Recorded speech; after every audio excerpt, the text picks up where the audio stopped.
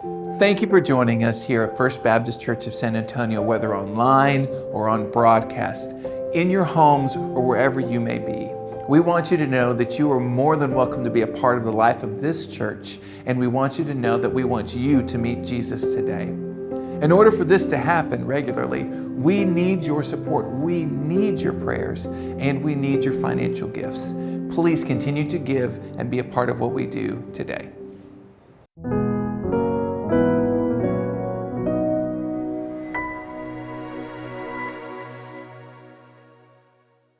Nancy, Seth, thank you.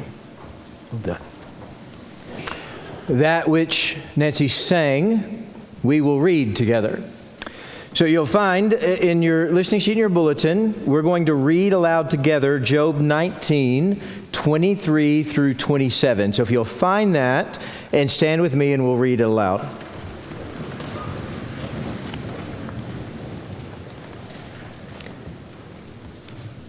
This then is the text for today.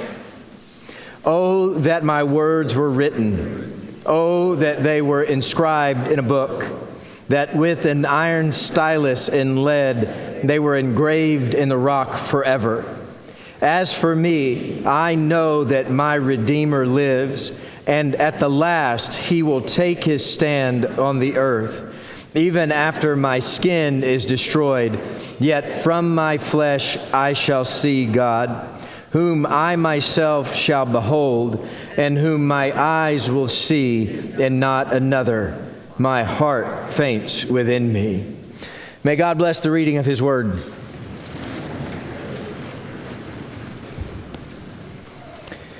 Have you ever wondered what people might say at your funeral? What are the kinds of things you would expect them to talk about? What would your friends say? What would your pastors say when they spoke at your funeral? This week I had the privilege of attending Dale Wagner's funeral. And I'll tell you, there was a beautiful moment when Don Ryden spoke about his friend.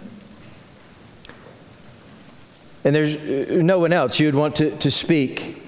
Don did exactly what you would expect a dear friend to say about someone at their service.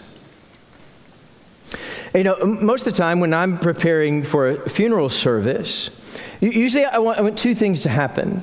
I want to be able to share the gospel as we're working through that time together. But it's important in that moment that we also share stories about the life of the deceased. And so I love to listen to those stories of the person who has passed on and use those stories as sort of sermon illustrations to portray who God is and to talk about the ways that God has impacted this life of this person and reveal the character of God through their life and reveal the story of the gospel through their life. And I think it works most of the time. We work through it in those ways. And in some respects, this is the very thing that Job is dealing with and Job is worried about in the initial verses of Reverse this week. Job is worried about what the people who now surround him might say at his funeral. Because as it stands at the moment, Job's body is in such decay, he's unrecognizable. And as we talked about last week in the passage just before this, everybody in his life has deserted him. His wife is repulsed by him. The kids in the streets are laughing at him. Nobody wants anything to do with him save these three friends who've come to speak to him. And so he's wondering, what's going to be said at my funeral? Because the only people who are talking to him right now are these three friends who, through all of these pages, as we work through from about Job chapter 2 all the way to Job chapter 19, are these three friends who are blaming Job for some unconfessed sin that hasn't happened. This is what Job means up in verses 21 and 22. Job is asking his friends to go backwards. He said, can you go back to the place where you cared for me intimately and you took care of me rather than accusing me? Remember Job's three friends. They were great at first. They coordinated that all of them would come from out of town. They lived far off. All three of them made this journey in to see Job. And when they got there, they all sat with him for 7 days without talking. And there was this moment where they were weeping with Job as he wept. They were mourning with Job as he mourned. But then they all just opened their mouths and they started spewing speculation. And in these chapters before this, they began to argue with Job. And they said, you in your life, Job, have just been ravaged. And somebody whose life looks like this must have done something awful in the sight of God. Now, they knew Job before. They knew Job as a good person. They were all good friends. They likely all benefited from Job's wealth and his business acumen. And then we get this speech from Eliphaz in Job 22, where he accuses Job of all kinds of speculative things. Remember, Job hasn't done any of these things. But he just starts making stuff up. He says, Job, you must be charging outrageous interest to people. And then he continues on. He said, Job, how much food did you take from poor people? It continues on. Job, how many orphans did you step on? How many widows did you kick? There must be some secret sin that is torturing you this morning. And Job hasn't done any of it. Job's friends, they can only imagine divine retribution for some untold sin that Job has locked away somewhere. Look down at Job 19:22 with me. And this is how he answers those friends. Why do you persecute me as God does? This is not even your place. God above is my judge. You are not my judge. God sees my heart. God knows every sin I have ever committed. God knows where I am. You three have no idea what you're talking about. Why do you persecute me? Why do you chase after me as God does? And are you not satisfied with my flesh?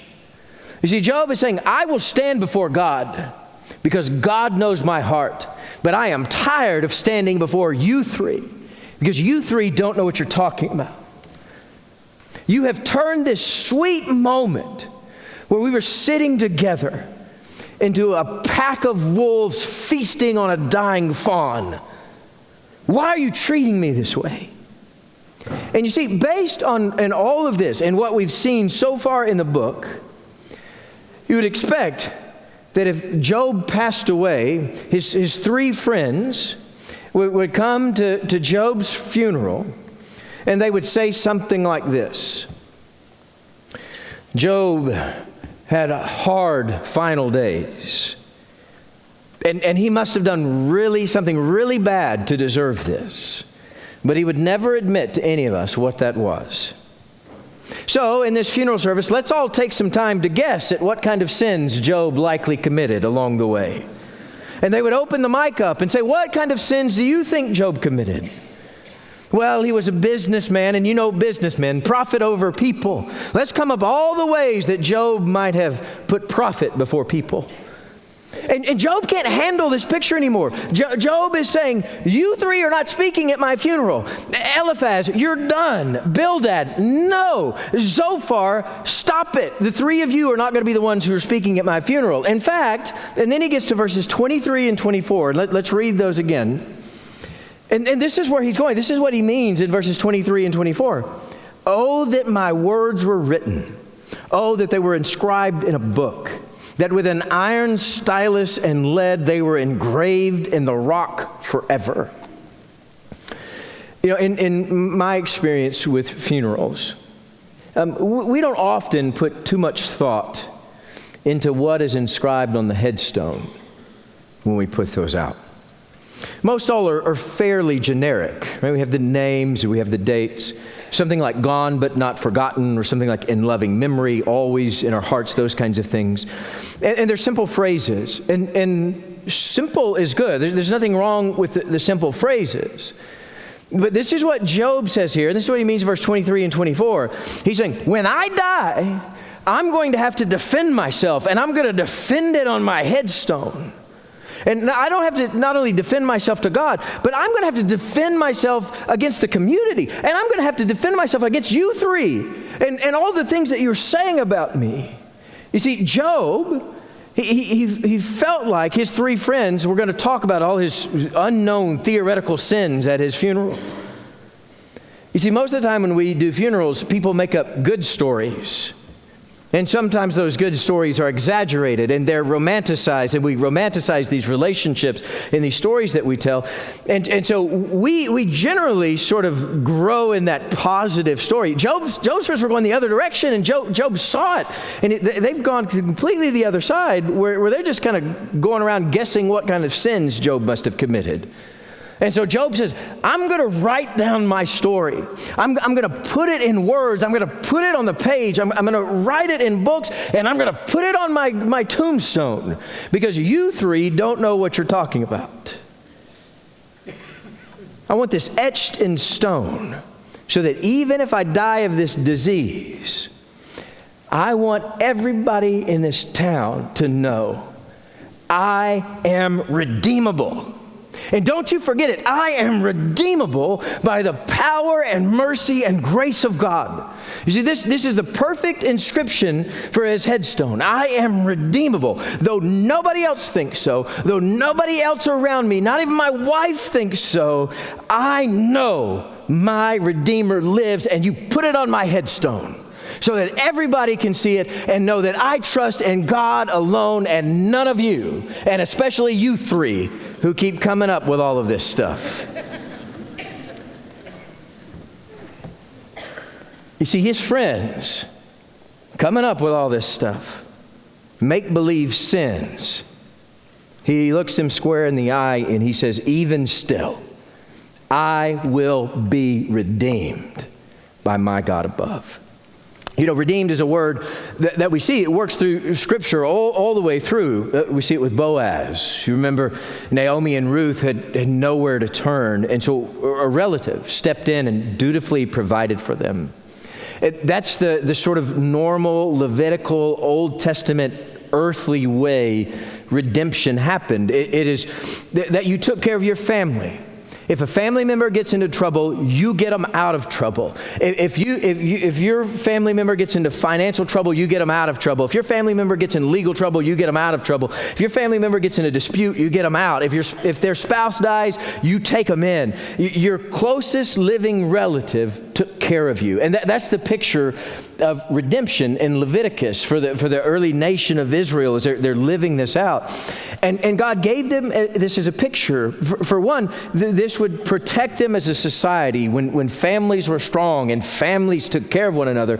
But God was using this as something greater. God was saying there's a bigger story here. And the bigger story of redemption, it moves above the family and it comes into the hand of God, so that God assumes this word, and we see God assume the word redeemed throughout the Scriptures. That God in Exodus was the champion for Israel in Egypt, where it says God was the one who redeemed them out of Egypt, picking them up out of slavery and delivering them into the promised land. That was redemption.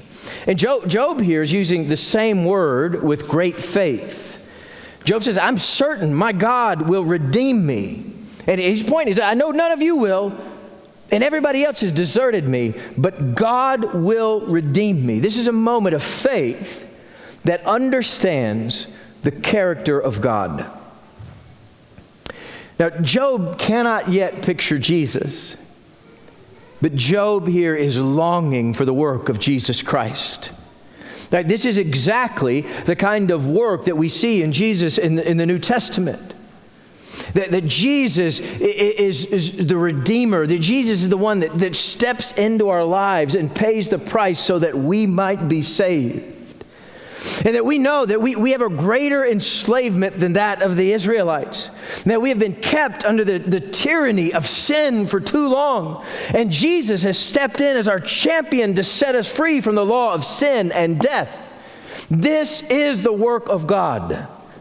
Though we find ourselves trapped, God steps in and restores us by the blood of Jesus Christ. See, as Job is standing in front of his friends, they're doing their best impersonation of Satan, accusing him of all kinds of heinous things. And Job confidently proclaims that he will be vindicated in the end. I am redeemable. All of this brokenness will be healed by the hand of God. Now, this is difficult for us. And it's difficult for us even as we work through Job. And it's a confounding reality as we live our lives. And in fact, it doesn't faze Job, but it sure takes us back when things unfold in the grand scale of time. See, Job still understood that though he has been dealing with the suffering of this disease for months now, and we don't really know how long the timeline is here, but it's likely months of this, Job still says, my Redeemer stands with me. And even as I stare death in the face, I will proclaim, my God lives. That no matter what this world throws at me, my God lives and my God redeems. See, when most often in life, we are terrified when we don't get our way in an instant. Right? We want God's redemption to come now. That as soon as I say, God redeem now, take this away immediately. We expect God to be this sort of genie that becomes this just poof. And everything is exactly like we want it to be. But life doesn't work that way. And through the pages of Scripture, redemption doesn't work that way either. Redemption is this holy process that God is intentional about. And we need that intentionality. God doesn't need it. We need that intentional, slow work of God. And in that, through the intentional, slow work of God, we build this holy resiliency for the kingdom of God.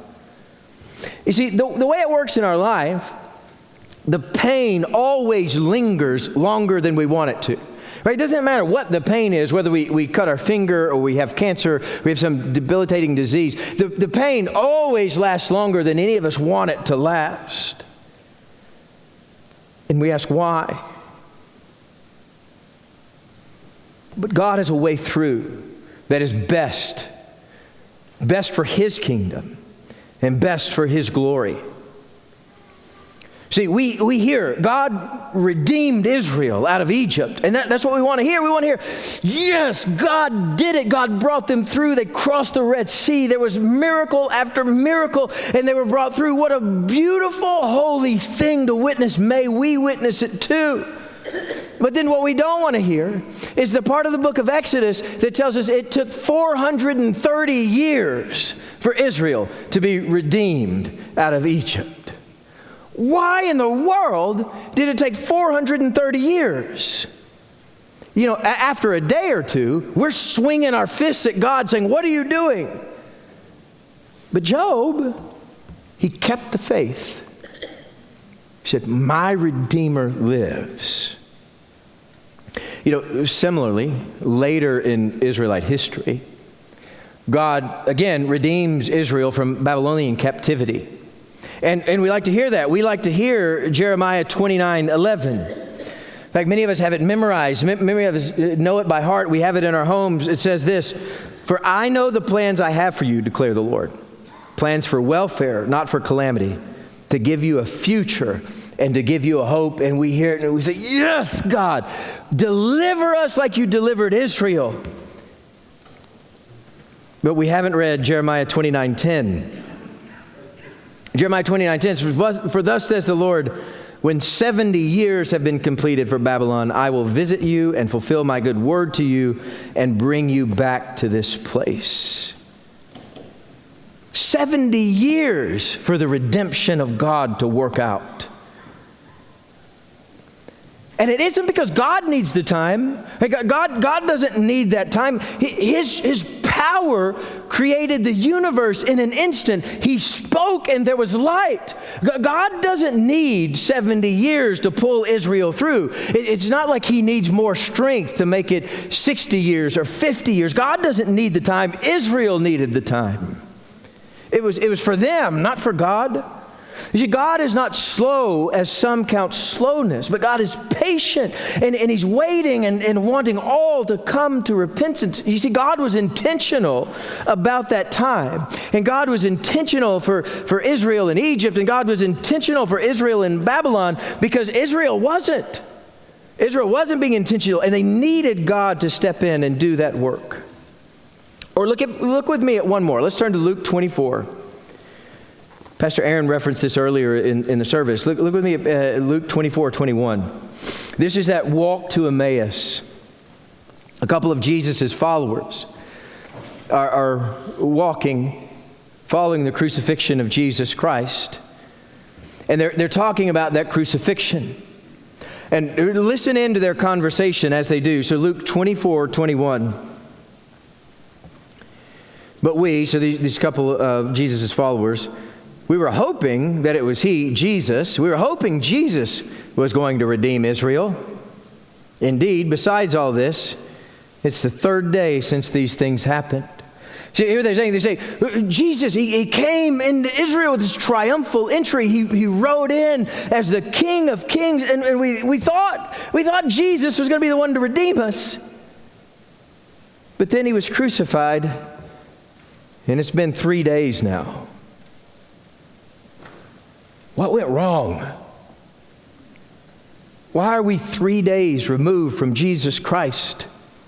You know, the amazing thing about this story in Luke chapter 24, and they're asking this question, and they look up and say, it's been 3 days. Why has it been 3 days?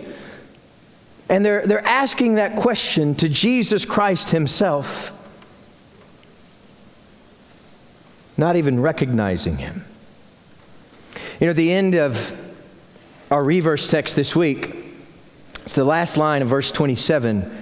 Job there in that line is acknowledging that he is exhausted. Saying, I'm exhausted emotionally, I'm exhausted physically, and I can't go on anymore. That's what that last line means there, is the weight of all of this is too much. And even still, as we sang Job's words, he's saying, even though I am exhausted, and as that literally is translated, he says, I feel it in my kidneys. However, in faith, he knows that God is going to restore him. And he knows that God's going to, whether it takes 3 days or 430 years, God is my Redeemer, and my Redeemer lives. God's going to vindicate me and make this right. You see, when you're going through difficulty, time just crawls forward. And every new painful moment seems to set the clock back. And Job is saying, in that exhaustion, God is with you. Your Redeemer lives. Jesus stands beside you as your living Lord. Even as you stare at death, Jesus has already stared at death and overcome it. Jesus rose from the grave so that you might be saved. Don't give up. Don't give up on God, but run into his arms. And don't give up on redemption, but surrender to Jesus and live. You see, that which Job was longing for in Jesus Christ, we now have. Let us praise his holy name and grow with him forever. Let us pray.